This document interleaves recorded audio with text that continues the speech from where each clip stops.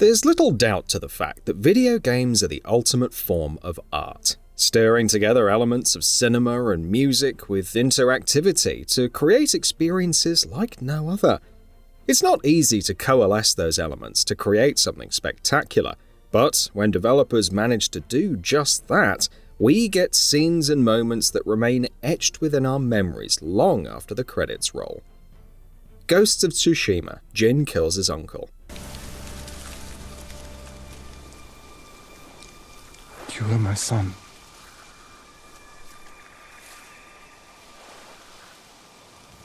Now I must continue the line of Shimura without you. Ghost of Tsushima is all about Jin's journey to overthrow Mongol rule from his island, and the only way he's able to reclaim that lost land is by breaking the way of the samurai. Through foregoing honor and becoming a ghost in the dark, Jin is able to slowly assert his influence on the overwhelming number of enemy forces and free his uncle from the clutches of antagonist Khotun Khan.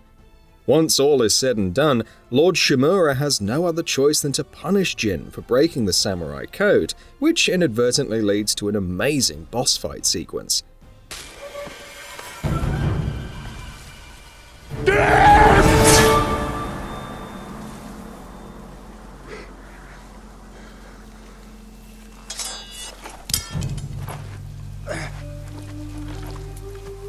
This fight for honor ends with Jin killing his own uncle, the very man who taught him his skills and helped him become the man he is today. It's a hell of an emotional sequence where we see Jin teary-eyed, and we get to realize the sheer differences between the ideologies of the two individuals and how the love and blood relations they share aren't nearly enough to bridge that gap of differing ideologies. Red Dead Redemption 2: Arthur's Last Ride. Red Dead Redemption 2 is a wonderful adventure that pays just as much as the time that you spend with its complex characters and richly detailed world. The protagonist Arthur Morgan learns of an incurable affliction halfway through the story, and he decides to change his life for the better, now that his death is clearly looming over the horizon. Just before all hell breaks loose and the Van der Linde gang finally splits up, Arthur takes one last ride back to the camp where he sees echoing sounds of the many NPCs he touched, people who saw the good in him, all of which are accompanied by some appropriately somber music. It perfectly encapsulates that massive journey up to that point, and everything from the camera angle to the pacing and music really helps in setting the right tone for what's about to come. Marvel's Spider-Man: Aunt May's Death. What if we use it to cure someone right now? Then there won't be enough to cure the others.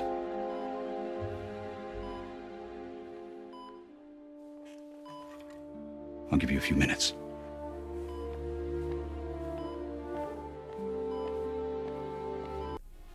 The true spirit of a good superhero story is its ability to accurately reflect the highs and lows of having that power and the responsibility that comes along with it.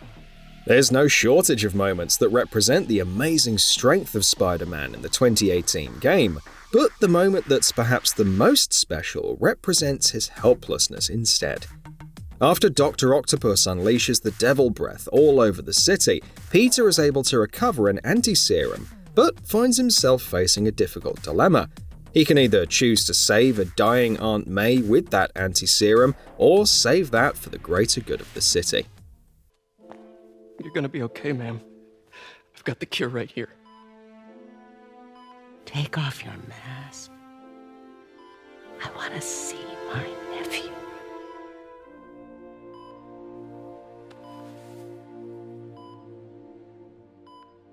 You knew? I've known for a while. Peter tries to act in an impulsive fashion, but isn't able to make that decision due to the massive weight of responsibility on his shoulders. It's at this moment that Aunt May reveals that she knew Peter was always behind that mask, and tells him that she's proud that Peter has the courage to make that sacrifice. Peter isn't able to stop the barrage of tears flowing from his eyes, and we can't blame him, since he just lost the last semblance of a parent that he knew. Suicide Mission: Mass Effect 2. What matters is this. Not one more. That's what we can do here today. It ends with us. They want to know what we're made of? I say we show them, on our terms. Let's bring our people home. The trip through the Omega-4 relay and assault on the Collector's base, the quote-unquote suicide mission, is built up throughout Mass Effect 2. You must acquire essential upgrades for the Normandy and complete each squad mate's loyalty missions. If that weren't enough, choosing the correct dialogue and having a high enough Paragon or Renegade score is mandatory in some places. When the mission begins, it's a high-stakes, multi-stage traipse where selecting the correct characters for each task is key. It has everything, from tense shootouts against the Collectors to the reveal of their grand experiment, a human Reaper to defeat before a desperate escape. The suicide mission is a masterclass in pacing and drama that very few games have come close to matching. Even after doing everything right, there's always that fear of potentially losing someone forever.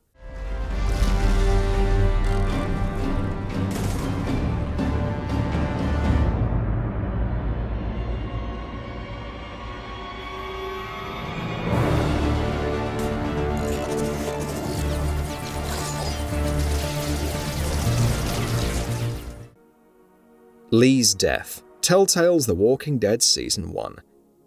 Telltale's The Walking Dead Season 1 tells a heart-wrenching tale of humans trying to survive a zombie apocalypse.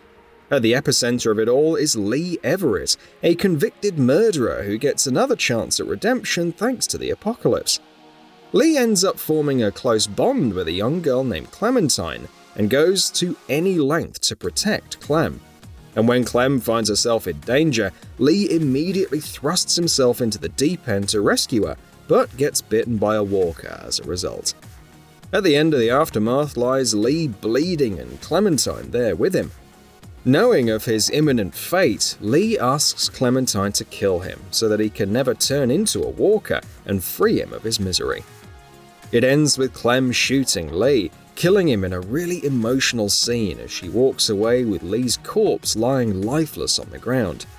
This scene is a perfect demonstration of the sheer brutality of the post-apocalyptic world of The Walking Dead, and it's surely going to leave you in a frantic search for tissues to wipe away those tears.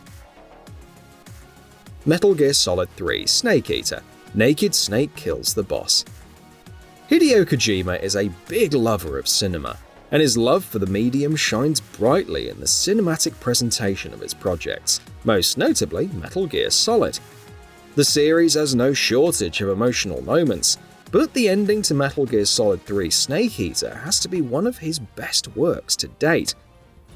After Snake defeats the mech in battle, the last step towards completing Operation Snake Eater is killing the boss. The ensuing battle takes place in a beautiful white flower field, and both of them take their merry time justifying their actions before the fight finally starts. Snake eventually kills the boss with her own gun, and the white roses gradually turn red as the camera shifts its perspective to frame the action in a beautiful fashion. You're a wonderful man. Kill me. Kill me now. Do it.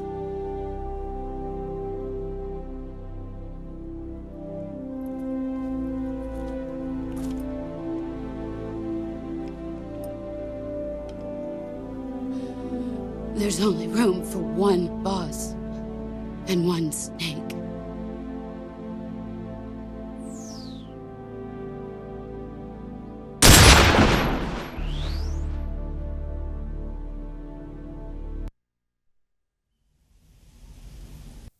The Last of Us Part 1. Joel lies to Ellie. Come on, baby girl. I got you. I got you.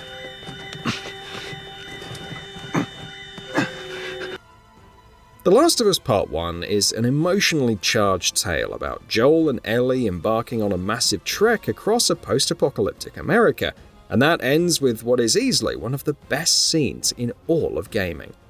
Joel and Ellie don't start out on the best of terms, but they're able to build a father-daughter relationship through the many trials and tribulations they face on the journey. So, when Joel is presented with the dilemma that developing a cure for the virus may take Ellie's life, he doesn't hesitate for a second before pulling out his gun and going on a murder spree to save Ellie and take her far away from the hospital. She finally wakes up after the sedatives have worn off and asks what went down with the Fireflies, and Joel instantly lies, knowing that Ellie wouldn't forgive him for what he did. The duo then get out of the car and follow a short trail when Ellie asks once again if Joel is actually telling the truth, to which he lies once again. The close framing of the shot reveals the subtle facial expressions of the characters that all but gives the lie away, which is when the screen cuts to black. It takes a lot of courage to leave the story and such a crucial point up to the viewer's interpretation, and The Last of Us Part 1 deserves utmost appreciation for nailing it effortlessly. Swear to me that everything that you've said about the Fireflies is true. I swear.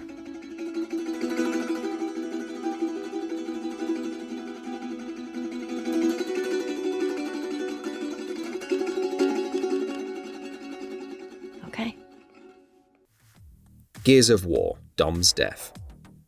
Gears of War tells a harrowing story of human survival against the Locusts, and one of the biggest and most emotional moments in the entire franchise has to be Dom's death in the third game. When Marcus and friends find themselves trapped in an impossible situation with no way out in sight, Dom decides to take charge of the situation and plans to sacrifice his life for the greater good. He hops onto a truck and drives it through a tunnel at full speed, hoping to crash directly into a massive fuel tank at the heart of Locust territory.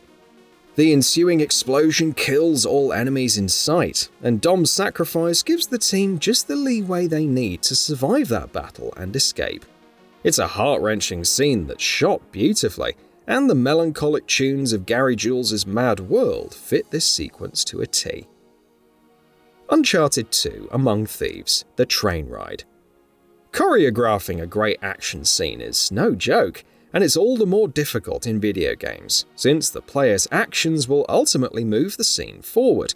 It's essential to keep inputs simple and obvious, while slowly building intensity to really make the player feel like the hero of the plot, and Naughty Dog nails that over and over again with Uncharted 2. The train sequence is particularly great, since it starts out with a simple climbing section, and slowly builds up intensity with increasing enemy opposition that needs to be dealt with. The path to the objective is straightforward enough, and it all comes to a memorable end when the train finally crashes, which then leads to another climbing set-piece section. It's a really memorable sequence that's executed with absolute precision and will undoubtedly stay with you long after the credits roll. Yakuza Zero: Nishiki Can't Kill Kiryu. As we see Kiryu running from the clutches of the Tojo clan in Yakuza Zero after being framed for a murder he didn't commit, he finally starts to sense some sense of relief when he finally meets his sworn brother Nishiki Yama. It's natural to assume that Nishiki would try to save Kiryu and take him far away from Kamurocho, where every thug on the streets is out for his blood, but the real surprise comes when Nishiki pulls out a gun and points it at Kiryu's head instead. This is where we get to know that Nishiki doesn't want to kill Kiryu out of spite or for some other petty reason, but because he cares about Kiryu so much that he can't see him living the rest of his life in hiding. As Kiryu realizes Nishiki's true intentions, he asks him to pull the trigger, but Nishiki ultimately realizes he's worthless without Kiryu, and that he doesn't have what it takes to kill him. Nishiki drops the gun down, wailing in sorrow for trying to kill his sworn brother, and for being a pathetic, powerless person who couldn't help a brother in need. It's a beautifully shot scene with some really powerful voice acting, and it's all the more heart-wrenching when you have the added context of what actually goes down in Yakuza 1. そんなんじゃてっぺん取れねえぞ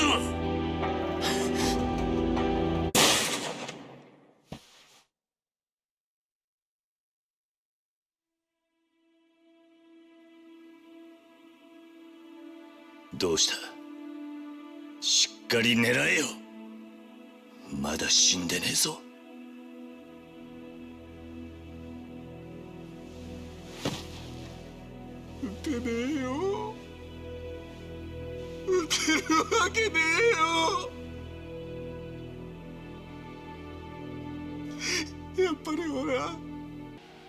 So, what are your thoughts on this? Go ahead and share them in the comments below. And if you like this video, please subscribe to the channel and enable all notifications by clicking the bell icon to get new video updates.